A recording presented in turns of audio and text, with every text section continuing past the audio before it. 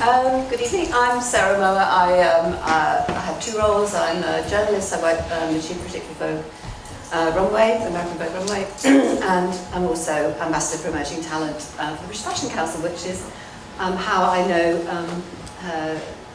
Simone. Thank you so much for coming. Packed audience. Nice to be here. Simone's going to be in charge of clicking.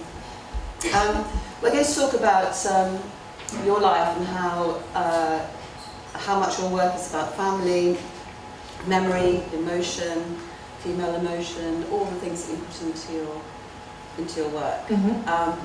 And where do we begin? Oh yes, we've known each other at least 10 years. You realise that? It's true. Yeah, we first met in Louise Wilson's office in South St. Martin's, actually. Over 10 years ago, 12 years ago. So it's the Charing Cross establishment as it was then? Exactly. Describe Louise's office. It was very neat, incredibly intimidating, which you were petrified of but always gagging to get into, which was this very conflicting idea of being like, I'm ready to be abused, but I want to get in there anyway. And you spent a huge amount of time like loitering, hoping that you'd be on her floor conveniently, and she'd be like, actually get in here. And you're like, oh well, actually I was trying to do this. And she's like, get it. She's like, okay. But it was St. Martin's was something that I really aspired to be at when I studied originally. I'm from Dublin, and I studied in the National College of Art and Design and did my BA. And when I was on my BA, before I graduated, I had these dreams of going traveling and backpacking in Thailand and all these things and like working, and my family were like, no way, Jose. And as most people probably know, my father was a fashion designer, and I grew up very much in Ireland in his studio, and he sat me down quite severely and said, if you really want to do this, you really want to be a designer, because I was a bit of a slacker, and you really need to do it on your own. You need to go away and you need to be taught by the absolute best. And in my opinion, that's Louise Wilson. My dad had never ever met Louise, but the history of all the amazing people she had taught and her legacy, I was like, okay, I'm gonna try. And yeah, and I went and met her, and I didn't get in, and I was on a wait list, and a girl didn't get in first round. I was on the wait list. The girl in my friend in my class got in first time, and I was like, this is desperate. And then a few weeks later, I got a letter in, and yeah, so it was a pretty special moment for me, and actually incredibly life-changing.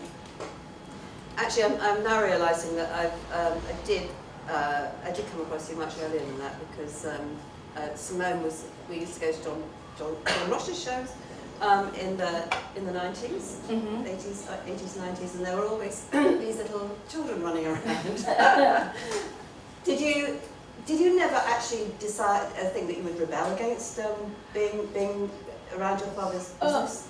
100%. Like, the thing is, I loved it. I loved working in the studio. I loved being around the show. I loved the buzz, the music, the fittings. The whole thing I just thought was like a theatre. I thought it was incredible. But then when I was studying in school, I felt it would be a real cliche. I was like, no, that's not for me.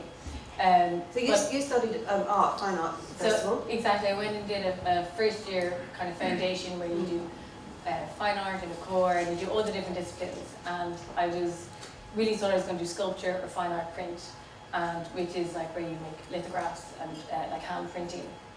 And then the very last, and I was like, no, this is what I'm going to do. My very last module, there was one last module to take, and I'd kind of done, there was a big joke that I had done ceramics and glass, which actually wasn't that funny, because it would have been amazing to do ceramics and glass. But the last module was in fashion, and I was like, okay, well, might as well give it a go. And I went in, and I remember being like, oh, I'm going to do it on this idea of Victorian nurses. And then I went through all these old medical books and found these images, and then I was printing them onto, like, I was looking at old nurses' hats, and I started printing them onto the hats. Then I was like, maybe I could make skirts the same shape as the hats, and I was using like this kind of really stiff calico.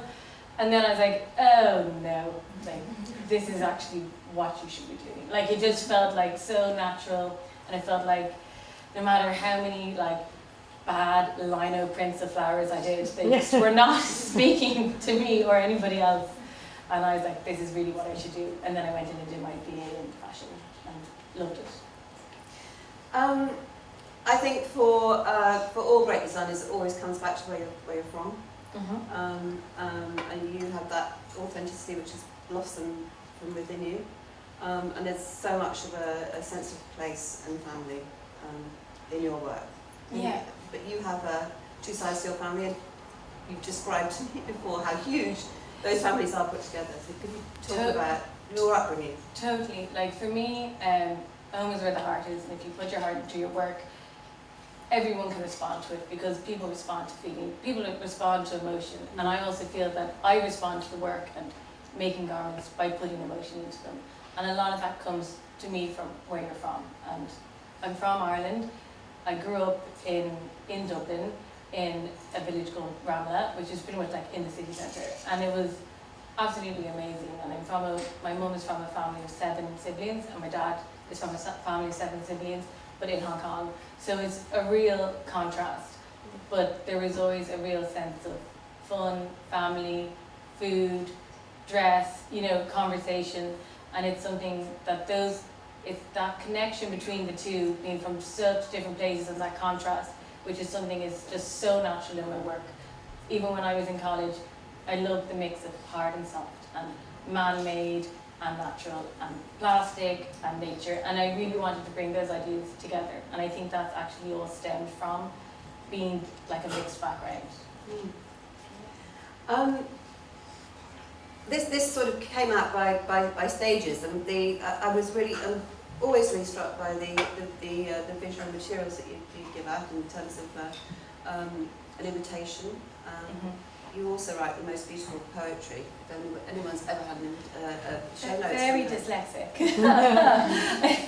Haiku, it's amazing.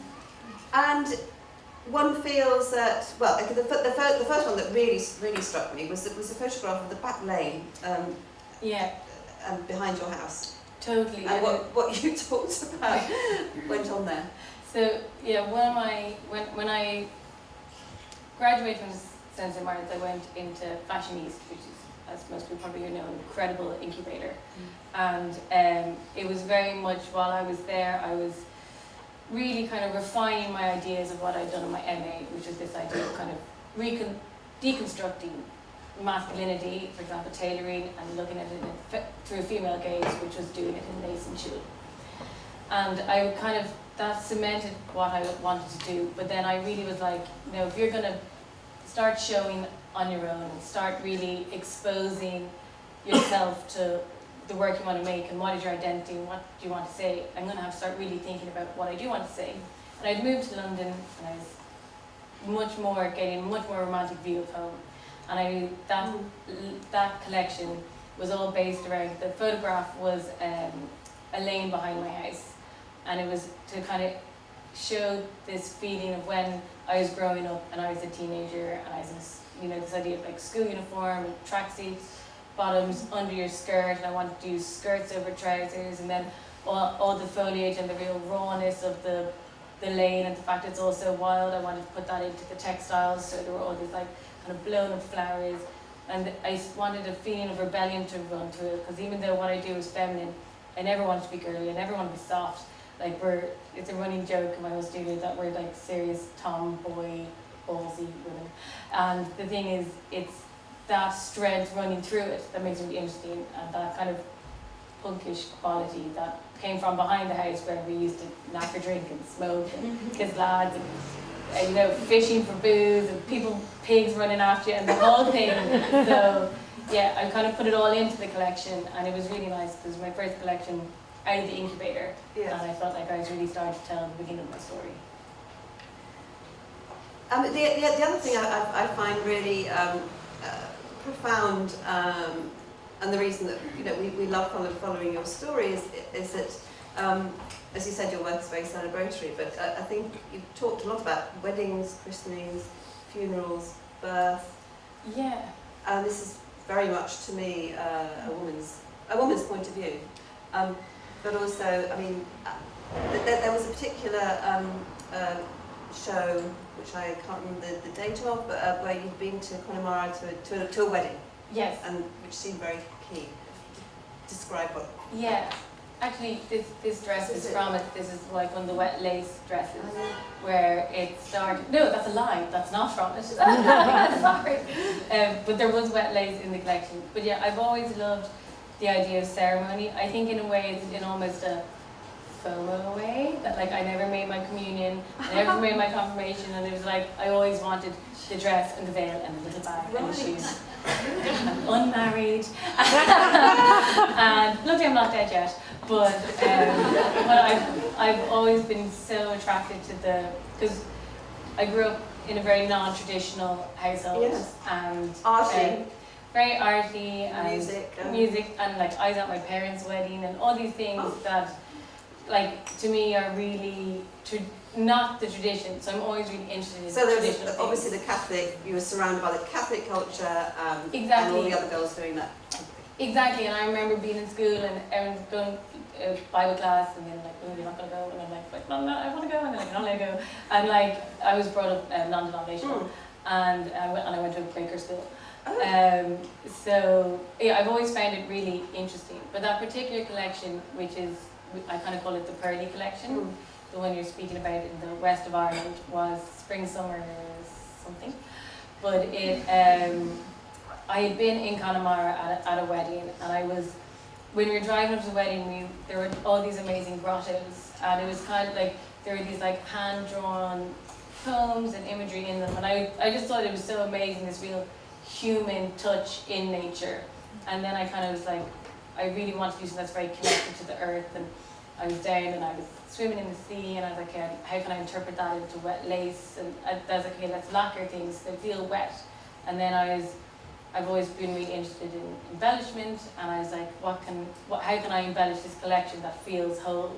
And then the idea of the pearl came as very much the stone of the sea.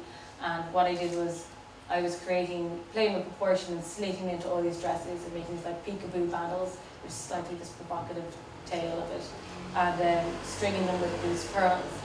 But as a really insane coincidence, when I was flying home from Ireland, I was in the airport security queue behind Mary Robinson, who is the most incredible lady, who is the first female president of Ireland. She's a huge amount of work for the UN, amazing lady. And I'm like a super fan. And she was wearing a black polo neck with a string of white pearls. And I was just like, like behind her in the queue, be like, Mary. And like, but I was like, okay, this is like really important. So I brought the pearl into that collection, and it's become an absolute signature, which is amazing. And also I loved it because it's something that's so classically female and twee, and I just really wanted to show it another perspective. I think that's the thing, the sensitivity in your work, and the way that you relate to female artists and the female experience. Louise Bourgeois is very important in your psyche, because you went to an exhibition of hers in Dublin when you were a child, is that right? Exactly. When I was a teenager, when I just went into NCAD, I had she had a show in IMA, the Irish Museum of Modern Art, which is in this like amazing old stone barracks. And I went in, and it was all these amazing tapestry bodies hanging from the ceiling in all this terry cloth material. And I was just so blown away that it was textiles, but then it was very much sculpture. And I was like, this is amazing. And then when I looked into her more on her drawings, her colour palette, it was just, I was like, whoa, like it's like she's illustrating how I feel. And I was just really like... But also she came from a family of textile people. Her family did you kind of... 100%. She came from a family which was a tapestry mill, and her job in the mill was to cover up all the penises and like doctor over it. So that's why all her work is so phallic, like it's amazing. But she grew up in a mill in France. And I just thought, and she had a very complex relationship with her mother and father. Mine isn't that complex, we don't know. But, and the spider that she's really known for is called the mother, and it's how she's weaving and keeping the whole family together. and I'm really close to my mum, and I just thought it really, my mum brought me to the exhibition and I felt really connected to it. And now you've got a collaboration with the Yeah. estate. Exactly, which is amazing, because at that time, she was still alive, and she used to do this amazing thing where you could go to her house and show you her work, and this was like my ultimate dream, which you probably like, this is terrible. And then I was also obsessed because her name was Louise Rocha, and then I Louise Wilson, and the whole thing was just, I was like, this is all too much. But she passed away, and unfortunately didn't get to meet her, but I got to go to her home, which was incredible. It was amazing, like the tapestry boxes that you see in like MoMA. She has all biscuit tins stocked up just like it, and there's writings on the wall, and it was just really amazing. It was like, when her husband died, he was a historian. She moved a little bed into his library, it was like single bed. It was incredible. And I always felt really connected to her work. And then this current season, I've become friendly with the studio. And I was explaining to Jerry, who's her right hand, the collection that I just did, which was all about this female gaze and how people look at women and how women can put themselves into their work. And she had done a body of work, tapestry works, where she had ripped up all her own clothes and made it into these tapestries. And I was like, God, that's so amazing. That's the ultimate sacrifice. Like, she's really put herself into it. And then the studio said, would you like to do this collaboration? And I reissued some of the prints and interpreted them, some as embroideries, some as prints, and we've done them all as a collab. So she's in stores now. Just arrived. Yeah. I want to talk to you about somebody else who's a major figure in your life, woman. Do you remember, you were part of NEWGEN, and you came to, we have a London showroom in Paris. We realised, British Fashion Council, that the way to get things moving in London was to take designers to Paris. So for one season, you had a room in the showroom there, and suddenly turn around, there's someone going up the stairs, and it was Breakout Kirkwood, which was incredible, because who'd come to see you? Who'd come to see me? Particularly. I mean, Yeah. It wasn't like she was very entourage. Yeah. It was actually, it gave me the fright of it. It was shocking, because it was when I was showing in London, kind of off schedule, out of fashionees. I had quite a small collection of these tulle dresses, and I had been in Milan for Vogue Talents, the Italian Vogue, right.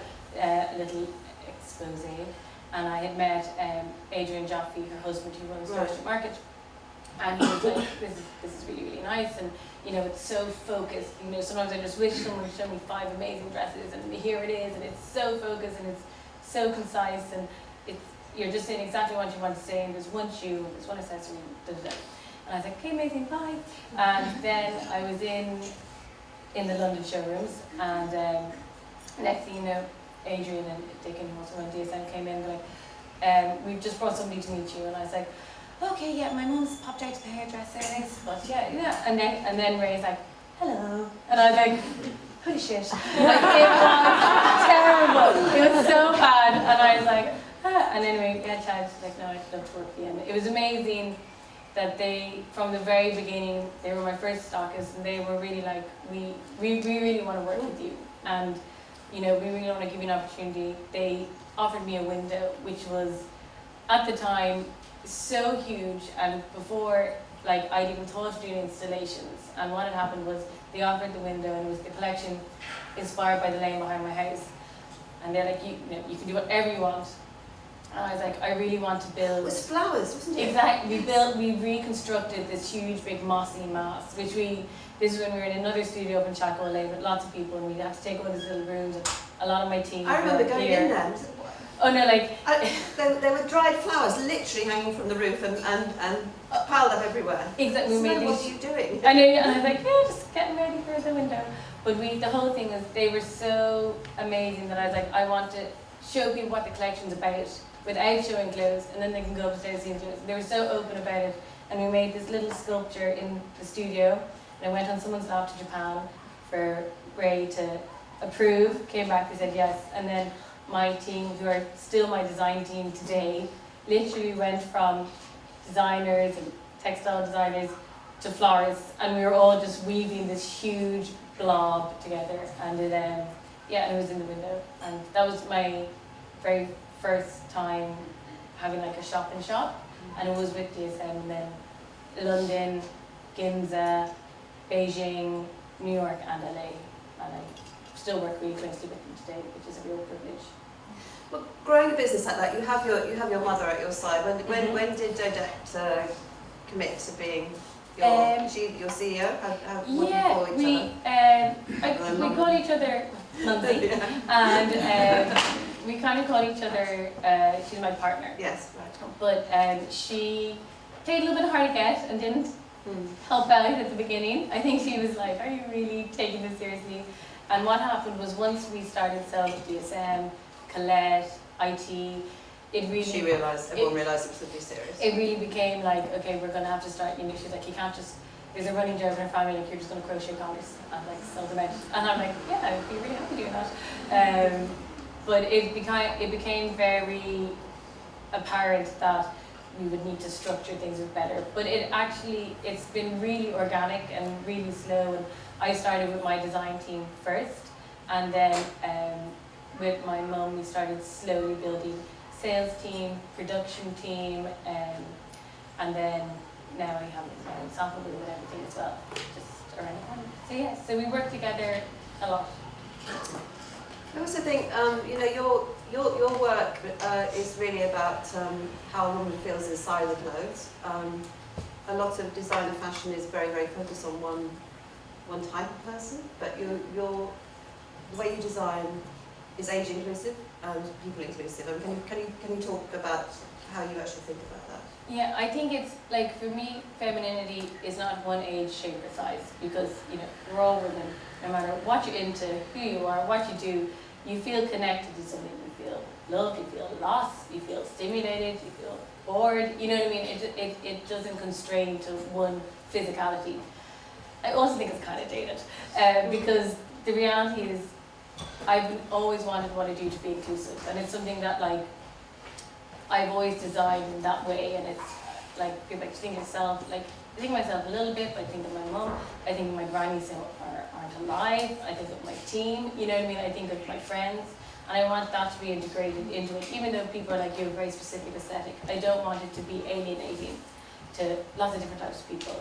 And it's something that in my shows, 2 or 3 years ago, I started integrating into it, that I wanted to start doing casting that was more reflective of my customer and people that felt connected to what I do and that femininity.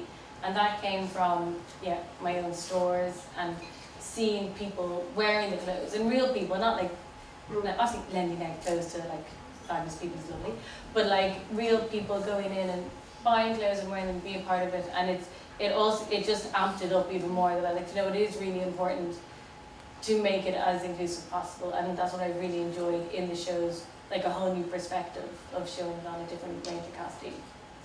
But also you've grown an incredible accessory business organically as well. The jewellery's really taken off, and the shoes. Yeah. I remember the first shoes you did, which had loose side heels on a brogue, basically. Exactly. No one had done that before. No, and it was wild. I did this. They weighed a ton, yes, but they looked fantastic. But yeah, it was the Perspex brogue, which was very much this idea of how can I combine masculinity and femininity together.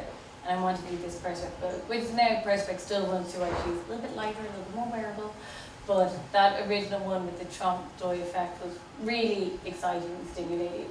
But the accessories, it's been amazing, because when you're a young designer and you're meeting with brands or stores or commanderates or whoever, they're like, oh, you need this it thing, you need that it thing, or you need this bag, you need to sell that many shoes, which is actually, when you're a young designer, horrendous to hear, because you're already struggling with your own identity, you know what I mean, in the big field. And even though you're on one scale and Prada's on another scale, whereas press buys, they just see you all as one, but they don't know your resources, your experience, etc.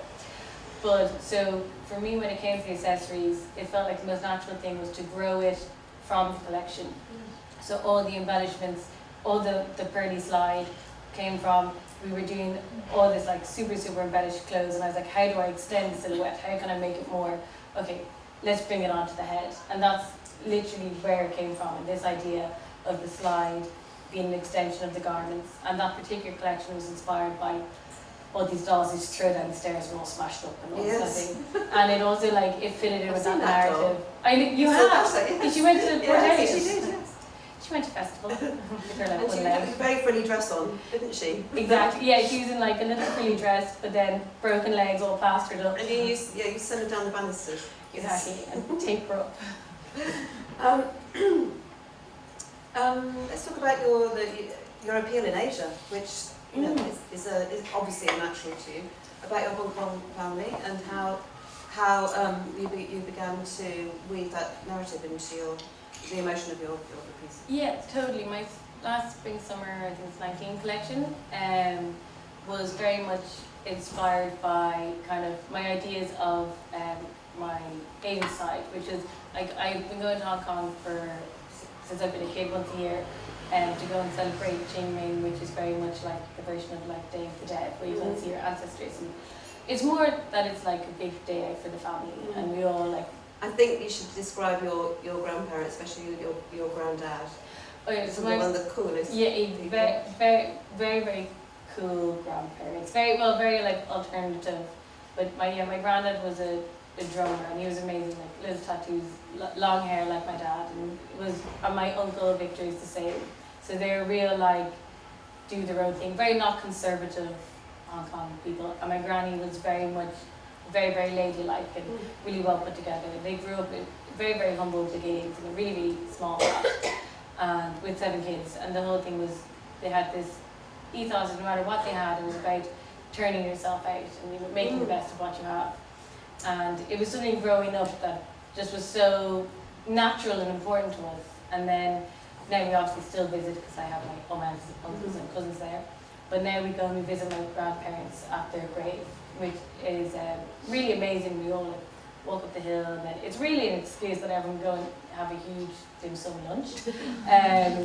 But yeah, I was thinking about that a lot for this particular collection, and then I kind of, most collections they have an emotional connection to it on a personal level, and then I kind of delve into a bit of a narrative based around that. So with this, it was my kind of connection to Hong Kong and my family, and the fact that I spend a lot of time there, and also a lot of my design team are from there. So it's something we're around a lot, the culture of it.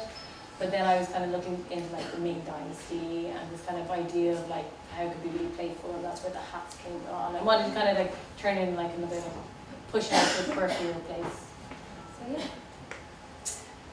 I'm wondering, I mean, this industry is notorious for its speed, for its ruthlessness, for its mental health problems that it inflicts on people who are incredibly pressured, the churn of everything.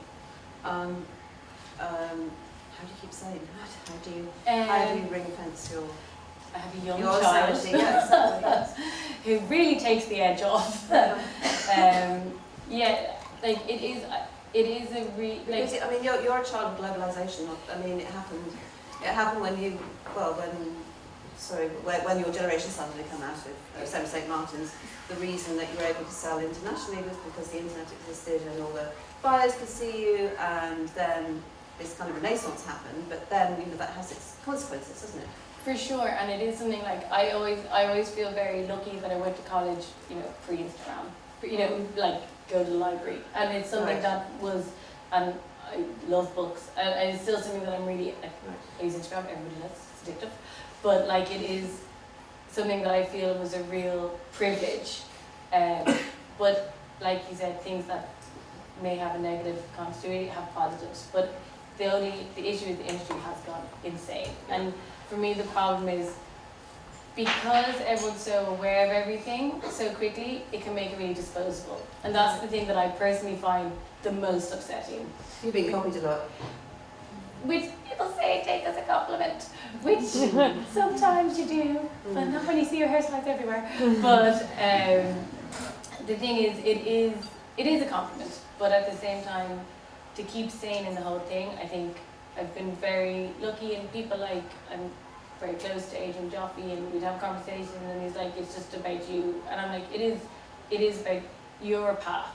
And I've always felt like I'm going to go in and out of fashion. That is the cycle of it, and that's okay. You know what I mean? Because you have to live with it every day. You have to function with it every day, and you have to stimulate yourself and stimulate your team, and you know, make sure that you still connect to the people that are going to love you no matter what. You know what I mean? And I think that's really what grounds the whole thing and the process of it. And a big part of it is, you know, because I grew up with a family who've seen the highs and lows and up and down. I try to take everything with a pinch of salt. So, if you're going back 10 years or more than 10 years, you're just about to do your BA, just thinking back into that headspace, what advice would you have for people who are studying fashion? What do they have to know about? Do they need to know about business, or what is fundamental to being somebody who is going to go into business as a designer? Enjoy it. It would be my first advice. I had so much fun in the coaching horses around the corner from St. Martin's when I was there, and it did me no harm. But yeah, I think it's really, I think when you're studying, it's really important to stay connected to yourself and the things that make you stimulated, and not to get so closed in. Because I also think that's a lesson later on. If you're so focused and obsessed with yourself all the time, you're never going to let anything in that stimulates you, that stimulates the work, that stimulates the customer. The other thing I think is really important is experience. I think, you know, I was very fortunate, and first of all, I grew up in my dad's studio, but I went and I worked in Marc Jacobs, I worked in Dazed, I worked in Vogue. I did so many different internships and places, in different types of places, on all different kinds of levels, and it was just a real insight to know what you want to do, because fashion is one word, and it doesn't mean you have to have your own label, it doesn't mean you have to work for somebody else, it doesn't mean you have to be a designer. Well, what I think is that most design students haven't got a clue about back of house and how, you know, all those jobs. Exactly. Which are the most important jobs you found that you needed to recruit for? Like parts of your job. You need a very good accountant. It's very important. But yeah, like Production is hugely important, and it's something that shouldn't be alienated from design. Like, there's an old school stigmatism that it's separate, and we never want to design and then pass the problem. We always work so closely with our production team in a creative way, and it just leads to a better product. I think that's so important, as well as your pattern cutters are really important, because they are the technical graft and expertise to bring what you do to reality. Where have you found your pattern cutters? Kimi is from Japan, and Danny is from England. We went to head creative pattern cutters. So yeah, it can be it's really something big. there's often not focus on it, I think. Yeah, and it's an unbelievably because necessary you've lots skill. of money if you're a. It is also exactly. Around, and it's a necessary craft that every single design house needs. But all departments, patterns, sample room, production, sales. We have quite a large textile department in our company, because it's something that I've always done myself, and naturally now I have a team that we do a lot of handwork, but that's not necessarily one of the things that I think you've done recently, which has been absolutely mind-blowing, was the film you made for the Moncler collaboration, which I was lucky enough to see in Milan. I think it's probably online. It is, Your ability to be able to articulate a narrative so beautifully is something to do with, well, where does that come from? Yeah, it's your man. I can't take all the credit. I do make films with my other half, and he's a cinematographer. And we do work with directors on different projects. So like, you know, we've worked with Jackie Nicholson when it was myself and Owen did a film in Zambia about my collection, and then like the Moncler collection worked with Tyler Mitchell. And the whole idea is, from the very beginning, I've always loved working with photographers, because I think it's really important that not everyone can wear the clothes, but it's really nice to show people a feeling in a 2D form. So from the very beginning, I've been documenting my work with a very close collaborator, Jacob Lillis, and then people like Colin Dodginson and Jackie and Perry Ogden, and lots of different generational people. But then and we make these printed matters, which we give out in our store for free, because the whole idea is I want whoever can come in the store can take something away. If because I can't buy like a really expensive dress. But the film kind of came, making films came as a natural extension of that, and a lot of it was obviously working with my other half, and it is his expertise. But the Moncler film was, because for me Moncler is like a crazy collaboration, because it's like a creative director incubator where I work alongside Craig Green and Men's, Pilotto and Couture, we work on the Garçon for avant-garde, Fragment for streetwear. And so it's from the very beginning when I took on the job, it was very important for me that what I did was very neat and very, I was doing the women's wear as an adaptation of femininity with their technical expertise.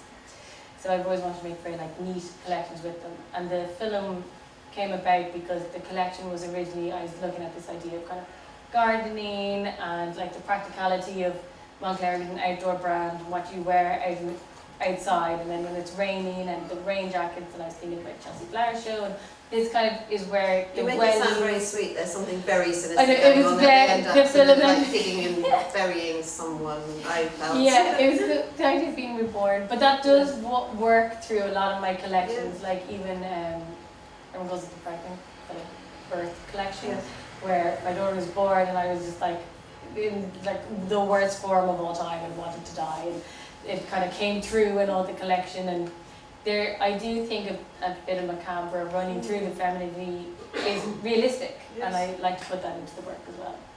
You're amazing.